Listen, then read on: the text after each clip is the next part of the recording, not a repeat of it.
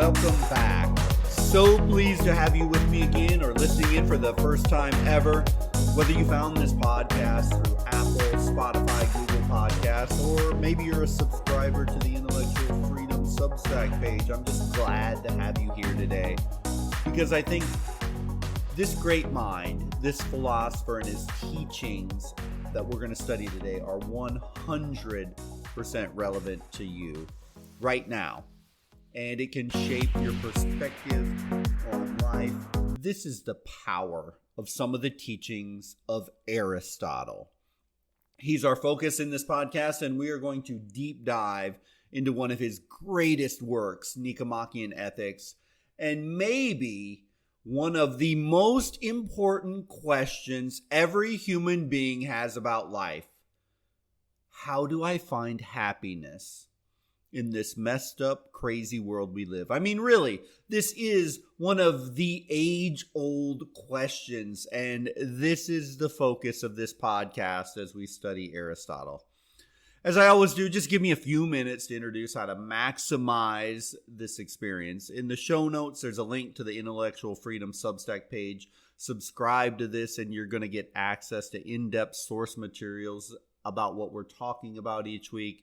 This will allow you to study and read at a depth and level that I just can't go into in this podcast. And let's be real, I throw out my own ideas and my opinions, and you should validate, analyze for yourself too. But you're going to get access to materials to many of the greatest minds of all time in the genre of wisdom literature, because that's where we're living right now in this podcast for, oh goodness, we're on like 13, 14 episodes now, and it's all free.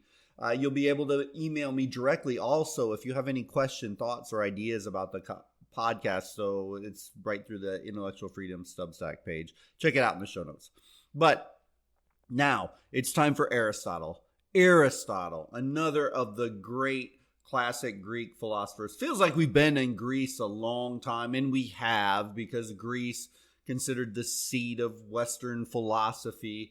But Aristotle, he was born in 384 BCE and he died 322 BCE. So he lived to be 62 years old, if my math is right. He was born into a pretty rich family. His dad was a doctor, and he was well connected in the social circles of the time. So Aristotle, though, at the age of 18, he decided to take off for Athens, make his own way from the northern province that he grew up in, and he became a student of Plato at the academy. Remember back to the last episode, actually, and when we were talking about Plato in the academy, it's often considered, at least in the West, to be the quote-unquote first university. But at any rate, Aristotle studied under Plato. And after finishing his studies, he traveled back north, and eventually he was good enough, got enough attention, he became the tutor of Alexander the Great. Yes, the Alexander the Great, the same iconic figure that, basically conquered the entire known world by the age of 28 or so. So yeah, Aristotle was his tutor. If that isn't impressive, I don't know what is, but Aristotle had wide-ranging intellectual interests, and he studied everything from biology to physics to theology to logic and rhetoric, politics and history. I mean, he was just a voracious student who just studied and studied about anything. His curiosity on how things worked was almost insatiable. He just had that kind of mind. He was a true intellectual heavyweight of the highest order, for sure.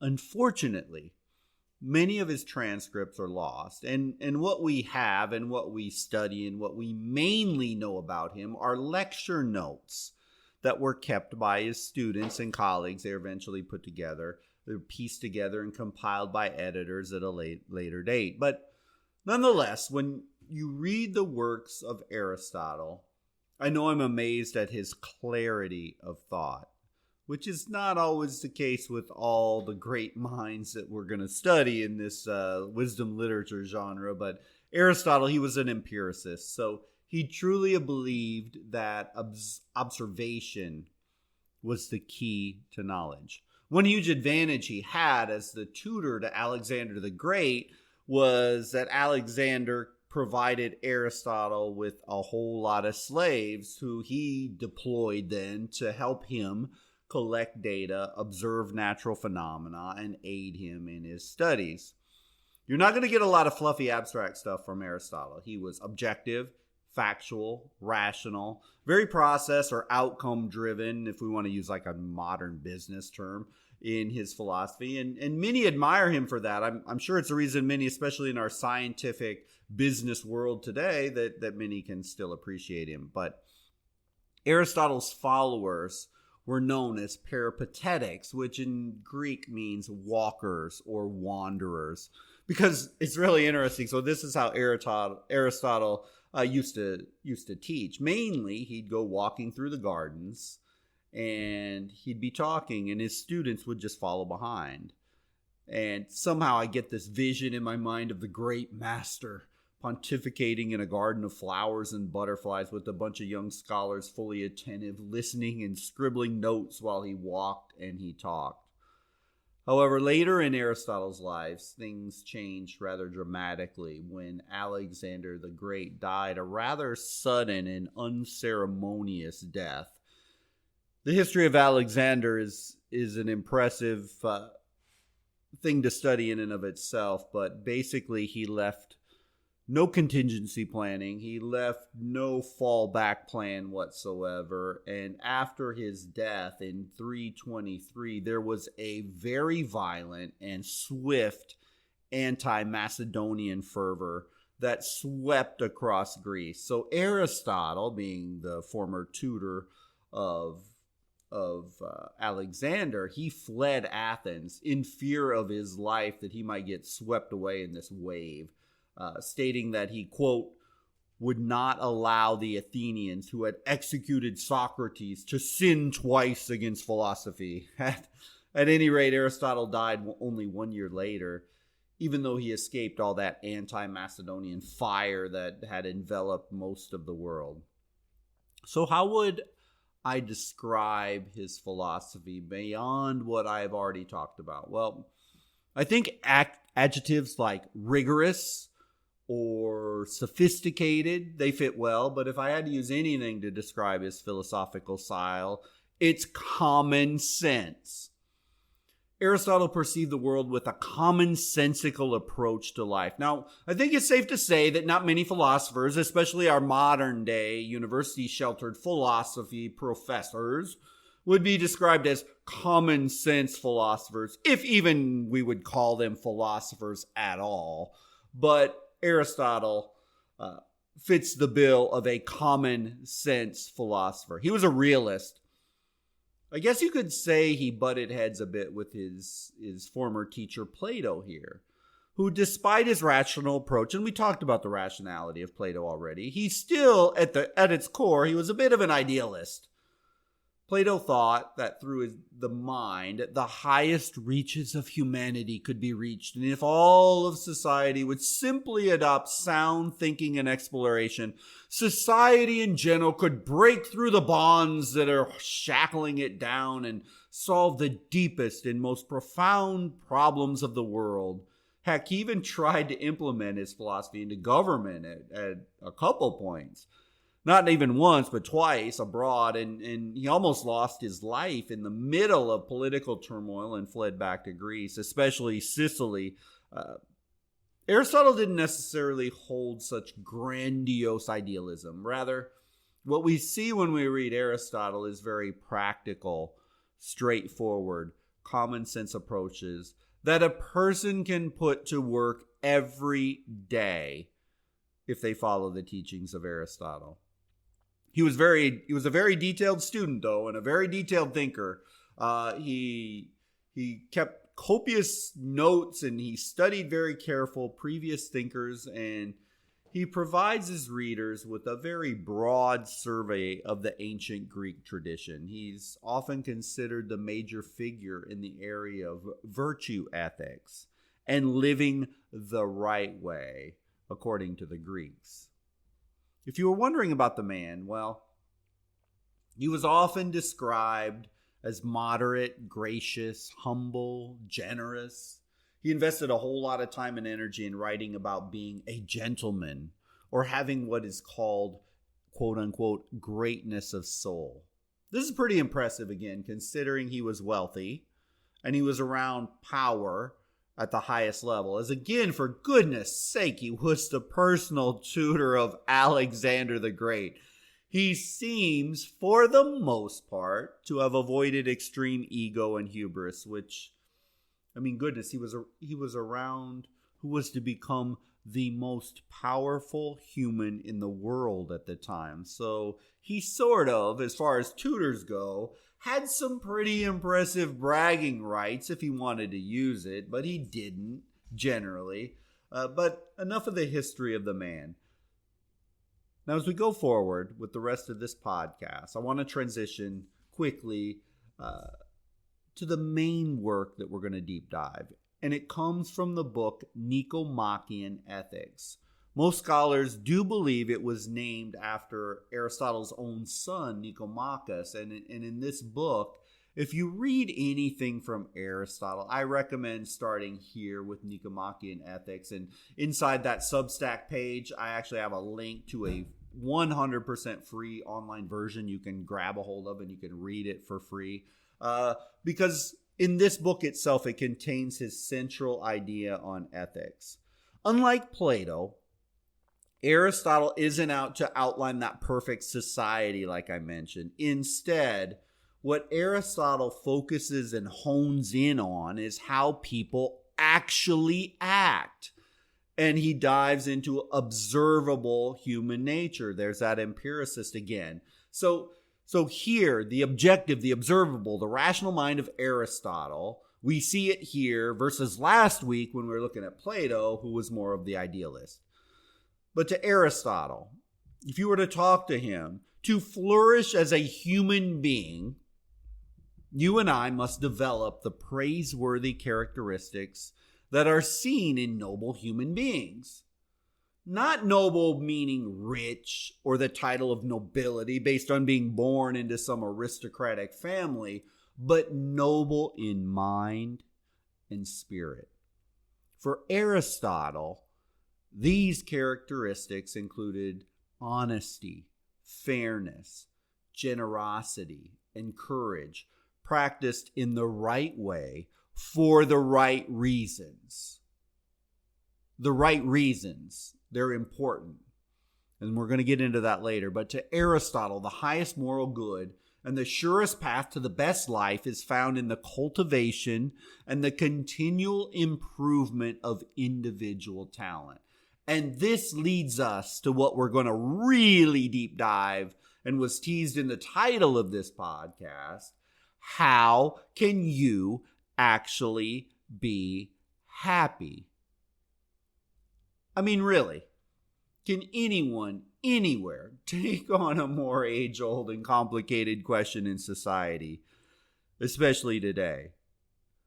If you look online, you will see polls. And I looked up for this podcast what the happiness quotient is. And oh my gosh, it's scary out there. And I looked up just one to cite it from the National Science Foundation. It found that only 14% of Americans from the United States are very happy. 14%. We're the most drugged up, angry, dissatisfied group of human beings that have been polled in America in a very long time. And by nearly every metric and study, we are the most unhappy and unhealthy we have ever been. So I think maybe we should have a look at what one of the greatest philosophical minds and what he has to say about happiness. I mean, it surely can't hurt, can it? And definitely it has a whole lot less side effects than popping some Paxil or Zoloft. So let's go into it. Book number 1 of Nichomachean Ethics. In this first book, we get a breakdown and an exploration and ultimately a conclusion about how each of us in our own lives can be happy. I hope in this exploration of Aristotle we can make clear a pretty intellectual argument, so let's get going. Aristotle believed that there were 3 levels of happiness, and each level went progressively deeper and was more sophisticated and more fulfilling for the long term. To Aristotle, this number one, this lowest level or this primary level of happiness is where the bulk of humanity lives and where the bulk of humanity spend most, if not all, their lives. And this category is known as pleasure seekers. Probably not too surprising, really, that the bulk of society has been trained by marketing, by media, by culturalization, by consumerism to believe that pleasure, or a lack of duties and responsibilities, kicking back, enjoying things as they come, is the kind of life they want to lead. People in the midst of the busy hustle and bustle of work and family and obligations, they dream of that day where they can just kick back and relax. People count down months and months to their 1-week vacation. To Aristotle, pleasure seeking is the primary level of happiness. It only stands to reason we all can appreciate this pleasure-seeking thing in our minds. So in this realm, though, what was Aristotle really talking about here? Well, in this realm, people seek sensual gratification, frivolous amusement just for the heck of it. They indulge in food or drink or other external sources of delight, even drugs. Or maybe their thing is material pleasures like shopping, a new car, a new house, a dream vacation, enough money to just retire to a golf course or a beach. You could insert whatever source of delight, whatever form of materialism, whatever form of fun or joy fits you and your personality best. And I bet if someone said, what would it take for you to be happy? Most people would probably say some amount of X amount of money, X amount of things, X amount of whatever. And they would probably fall into this vision of a life of pleasure and leisure. Everybody's going to be a little bit different, but you get the point. Aristotle found that the pleasure seeker was the lowest and the least fulfilling form of happiness. But why? This level is really what most people think about when they envision quote unquote being happy. Now, let's be clear. It isn't that pleasure in and of itself is a bad thing. Even Aristotle wouldn't find harm or shame in good drink, good food, a fun night out doing nothing with friends, family, or loved ones now and again. But to Aristotle, there's a big problem if you spend your entire existence here and your whole drive for living here. And many, sadly, do. The problem arises when a lifestyle in search of ease and simple, empty pleasure becomes that driver of everything you do, and you perceive that in and of itself as happiness. Easy and simple rarely, if ever, leads us to any kind of a deep satisfaction or happiness. Actually, let me modify this thought and be a bit more bold. Easy and simple will never lead you to a deep, profound sense of accomplishment or happiness. Think of it. Never, ever in your life is the thing you're most proud of, did it come to you easy and simple and without work? Never. It doesn't work that way, right? Think about it. If I could tell you, okay, I'm just going to give you $100,000 a month for the rest of your life. Why not? A beach house in the Caribbean, unlimited amount of rum, beer, your favorite spirit, and your job from now forward is, just have fun and be happy. Relax. Just enjoy life. My guess is you, and me too, for about a week or so, maybe a little bit longer, would be living it up. We would think we just hit the lottery. Heck, we would probably fly down as many friends and family and treat them to all the festivities, take them out to eat, party, buy them clothes, take them shopping. etc., etc. But would you suppose would happen to you after maybe 2 weeks or 4 weeks or 3 months, a year, 5 years, 10 years? Do you think you would still be the same fulfilled and happy, doing the same old things? My guess is I doubt it. I know myself. I mean, I love to go on vacation, but after a week or two, my goodness, I'm itching to get back home and get back at it. Or another analogy, maybe like when if you've ever owned a brand new car, not someone else's car and you got a used car, but I mean like a brand new car. I mean, that new car smell is intoxicating. Oh, the feel of those leather seats, the sound, the comfort. I mean, it feels oh so good. You want to be seen in that machine when you park in the parking lot and get out of that car. But that same vehicle, 3 years later, floor mat's dirty, coffee stains, kids thrown up on the back seat, upholstery's messed up. That initial happiness, it fades. And in a few years, that car is just a piece of metal with 4 wheels that provides transportation from A to B. This is why pleasure-seeking life is the lowest level. It doesn't sustain. It doesn't fulfill for the long run. It isn't enough. Humans, in many ways, I guess you could almost say we're kind of like sled dogs.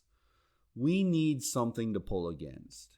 And when we don't seek it or get it, well, we get fat, we get bored, we get lazy, we get annoyed, we get angry, we get anxious. Any of that sort of thing going around the United States of America today? That was actually a rhetorical question. Obviously, the answer is a resounding yes. We're soft. We're materially soft. Could it be, just throwing it out there, that the reason you are not happy right now is not that you don't have enough stuff, it's that you're too soft and you're too comfortable? Could it be you need to challenge yourself with something hard, maybe even a bit painful, maybe a bit outside your comfort zone? Maybe, just maybe, what you need is not to seek comfort, but to seek an adventure, a challenge, or a hard task, a really hard task. You need that kind of activity. Aristotle would say, hell yes. You need to not seek comfort every second of every day, as that will not and it cannot make you happy for the long run. But yet in this country, we have people chasing that comfort over and over again, but it doesn't work, period, end of story. Well, that sort of blows up society's perception of happiness. So if the pleasure-seeking life isn't enough, then Aristotle, will you please tell me what would make us happy? Aristotle's second level of happiness is called the political life. Now, before you say, oh, no. I get more than enough politics, thank you very much. Well, we need to understand a little bit about what Aristotle is referring to when he labels this second level, the political life, as being better than pleasure-seeking. And it sure as heck isn't joining the Republican or Democratic parties in America. This podcast, we're talking about Aristotle. We are seeking happiness, not shame, embarrassment, and cynicism. Oops, sorry for the slap at our two-party system in America, but I digress. So, back to it. Remember, in the age of Aristotle, democracy was this budding new concept, and there was a lot of hype and a lot of hope and a lot of idealism around this new toy. And when Aristotle speaks of the political life and the life of a politician, he means it more in its purest form, not necessarily our current form. And that is a life dedicated not to the self, but to the members of society the politician serves. For Aristotle, during this time, the politician is good and obedient to the laws, and he's putting his own self-interest below the interests of the people.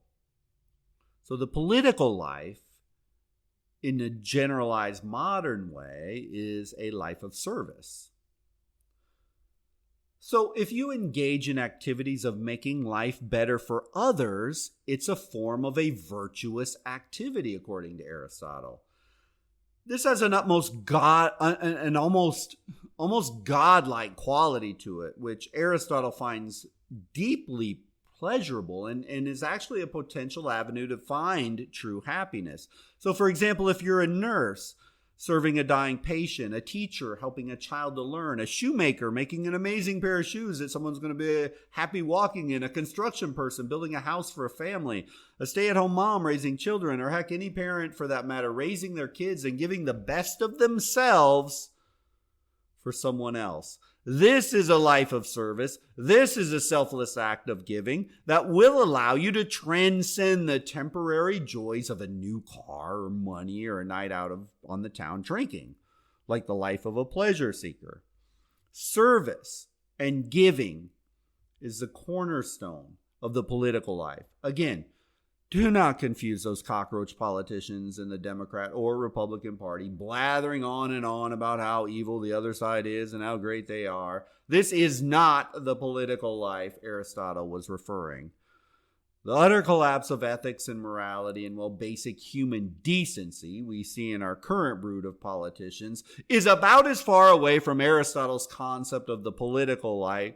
I hate to even mention them in the same breath. But anyway, I think you get the point, because as Aristotle, that political life of service, and as he continues to analyze that, there's one glaring weakness that he notices in human beings that prevents the political life from being the highest level of happiness. Again, it's better than the pleasure seeker, which is the lowest level, but the political life has a problem. And as he goes on to analyze it, the enemy and the potential cause of decay in the political life is pride. Now, the Greeks were big on that being like the greatest of sins, pride. And if you've ever read any of the Greek tragedies, you see pride almost always leads to the downfall. But when I say pride, we could call it arrogance, we could call it ego, we could call it extreme self-adoration or whatever. But the fact is that what can and often does happen to many people is that their life of service can potentially, if a person is not careful, they can confuse or conflate their giving spirit into a desire to seek personal honor and prestige. Aristotle warns that it can really sneak up on someone who initially had very good intentions but gets corrupted or off track. I don't doubt that many aspiring politicians, whether they be Democrat or Republican, they truly believe when they enter or are considering entering into politics that they want to serve the people to make the country better. I don't begrudge that every single politician wants to be a lying, scamming con artist when they get there and become a demagogue. But then they get to Washington, D.C. with those great intentions. Let's say they were one of true ethical, moral intentions, and they get to D.C., they see how the system works, and slowly, over time, they get corrupted and fall. Or let me give you another example. I don't want to overgeneralize people or things. I mean, there's always good people in everything all the time, but I mean, I think this example works, and I don't want to call out any individual people with fame, but how many times do we see stories about the grandiose amount of giving by millionaires and billionaires that they have to publicly announce their massive giving amounts, and then they're given this title of philanthropist? And they make certain that the media is present, especially like music or movie stars, when they go and visit a child who's dying of cancer in a hospital ward. I mean, let's face it.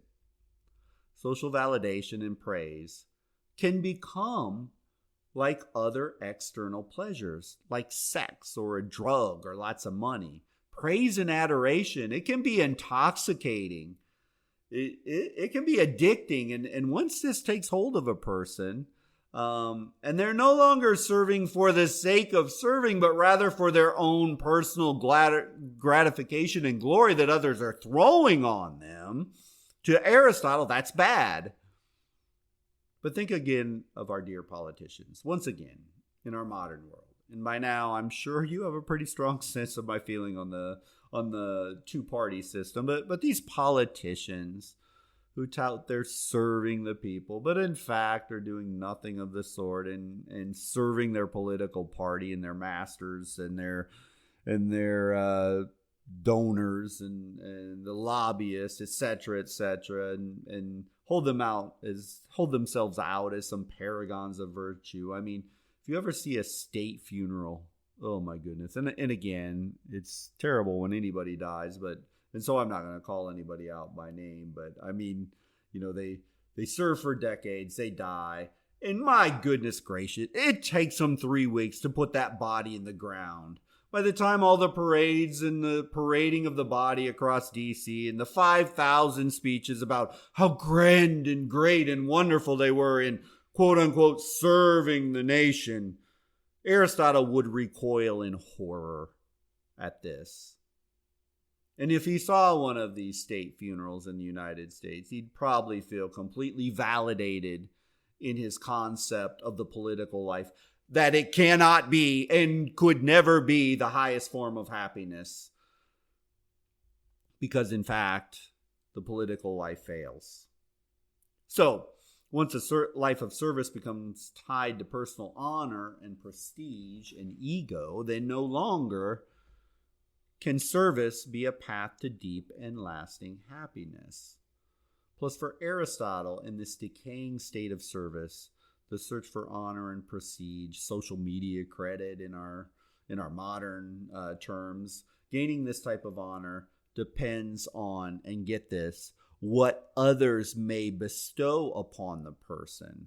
It's no longer self-created nor controlled. See, a life of service where you're truly and honestly dedicated to giving to someone else because you want to give to somebody else, you control that. But once it degrades, no longer are you in control.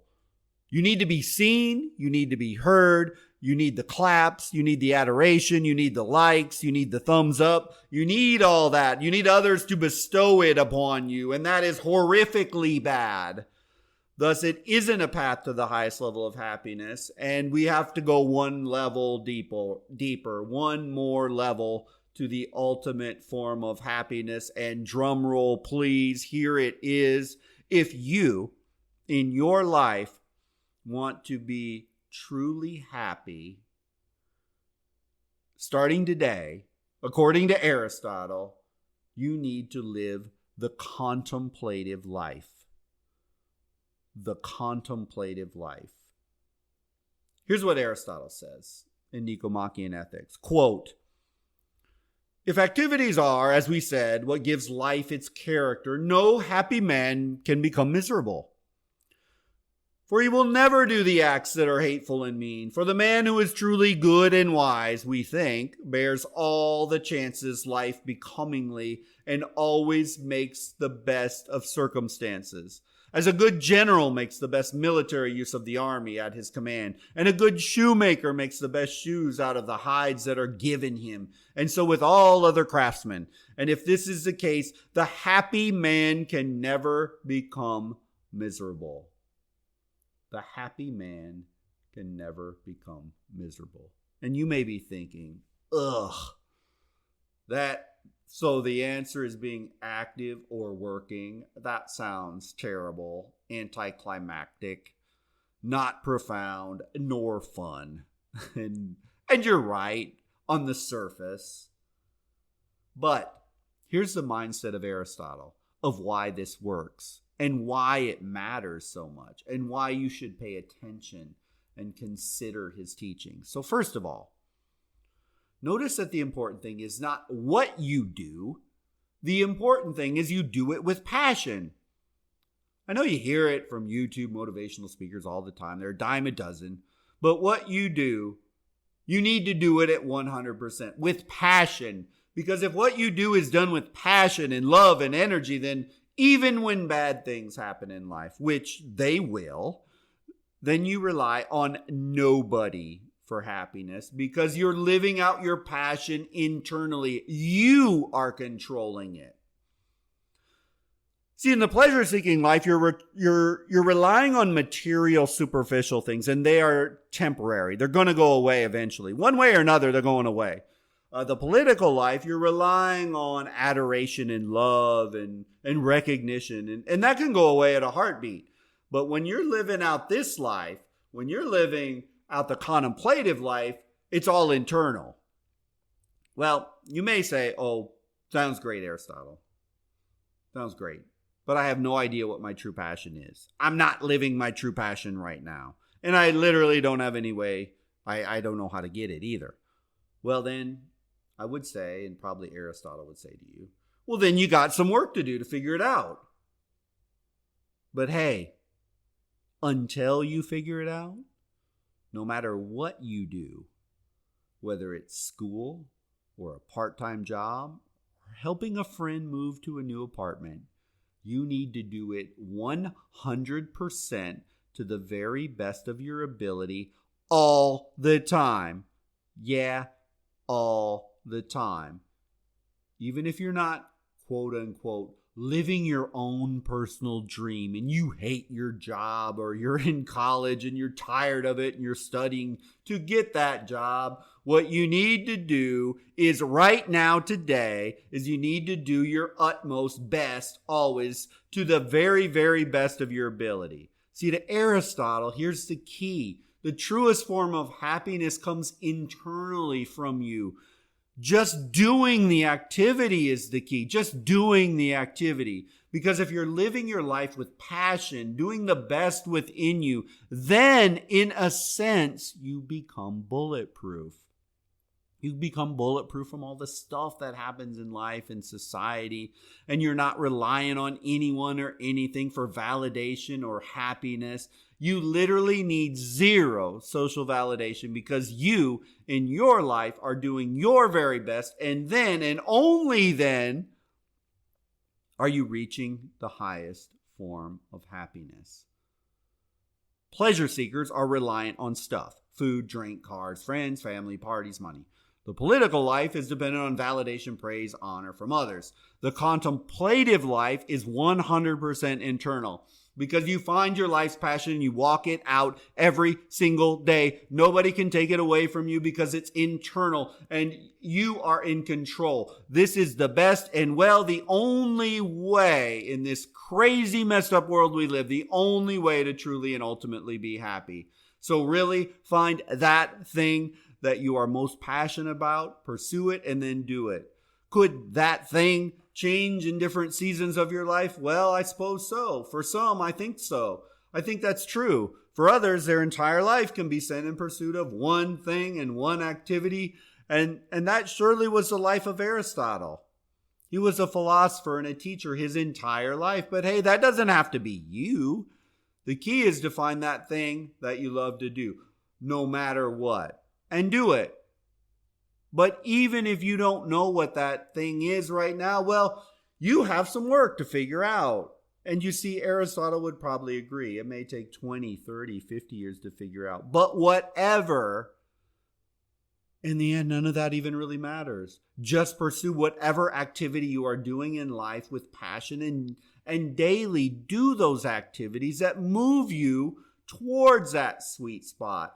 Then when you get there, you will be happy. But hey, and here's the good news for all of us. But no matter where you are at in finding that thing, whatever activity you do, take it on and do it honestly, ethically, morally, to the highest ability you have within you. And you will find happiness just in that activity and just in that pursuit.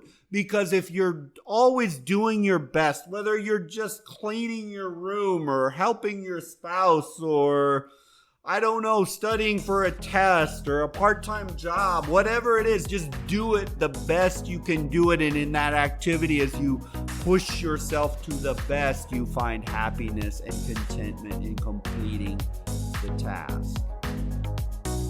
Wow, that was quite the journey. And I hope you enjoyed our talk on Aristotle. I mean, really, only scratched the surface. So if you enjoyed our discussion on Aristotle today, subscribe to the Substack page and check out the free resources on Aristotle. But happiness, think about that. Think deeply about what he says. We're always thinking that happiness is external. Whether it's a thing, a material thing, or whether it's some sort of a social validation. And Aristotle tells you very clearly those things will fail. It's a guarantee. Life is hard. People will disappoint you. Things won't work out the way you want them to. So internally, what can you do guaranteed every single day is whatever you're doing at that moment, that activity, do it at the highest level you can do it. And you'll be able to find contentment that you're doing that and you're pushing yourself. So that's Aristotle. I hope you'll subscribe to the Substack. I hope you'll check out the free resources on Aristotle. Especially go there, read Nichomachean Ethics. Or at least just read the first book where he talks about draws you. It's really, the translation in English are pretty